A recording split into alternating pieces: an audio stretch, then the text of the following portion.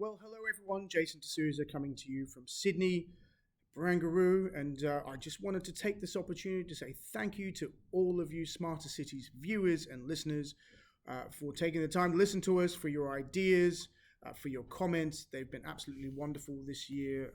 We've had a great year. We've had lots of interesting discussions, and I'm pleased to say we will be back next year with much more. I in particular wanted to thank the Smarter Cities production team, Lily Tran, Erin Brown, and Alex Herbert. What a wonderful job you've done making me look somewhat credible and certainly making the production of this whole thing very, very easy indeed. So thank you. I thought I might also take the opportunity just to share some three ideas that might be interesting for next year. I think one of the experiences I've had this year talking to people is really about the office and where we're going next year. There is a real sense that the way we're working post-COVID has changed, and therefore our workspace has changed. The way we're working has changed, and the way we want to work together has changed. And I think there's a lot of thinking going on around what the office is, how it is, and what it will look like in the years ahead. And I think there's going to be some really exciting stuff coming on around that.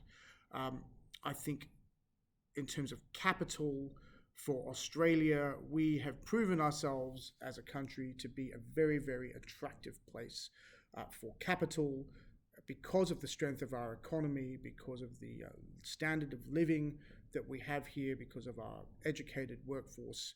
We are a country of immense potential, and I think international capital is seeing that across many sectors. Certainly real estate and infrastructure and energy are the three that I work in a lot. But certainly there are other sectors as well that we're seeing lots of international capital coming in. I've had the privilege to speak to so many people this year from many countries, in particular Japan and many parts of Asia.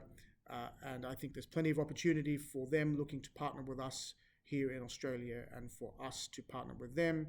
And I think it's really a sign of this sort of grouping of like-minded countries that are coming together, looking to invest in one another's countries that will bring us all closer together as peoples as well. So I think that's a very important point for next year.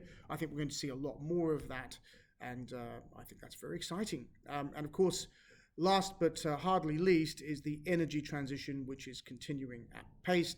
Some very, very big deals going on in the infrastructure sector, certainly in transmission and generation. I think the key here really is around the massive surge of government investment that is sort of coming into the energy sector, led by the Commonwealth government and supported very much by state governments here, and a wave of sort of private capital that's sort of coming into the market, looking for pipeline, looking for opportunity, and really looking for a way of mitigating risk, I think, in very early stage projects, but recognizing that the projects are required to meet what the world has agreed to in net zero by 2050. So I think, again, we'll see lots of activity in the energy sector next year. So when you look at all of that, really, you look at the strength of Australia, you look at the strength of our investment partners looking to invest in our country, and you look at the fact that we are really working hard internationally to see where we can work internationally as well as in our own country. I think we're in a very good place as Australians and certainly as a country, and I think that puts us in a very exciting place for next year. So what's left for me to do is to wish all of you a very safe Christmas, a very happy Christmas. Thank you again for your support of Smarter Cities, and we look forward to doing it all again next year.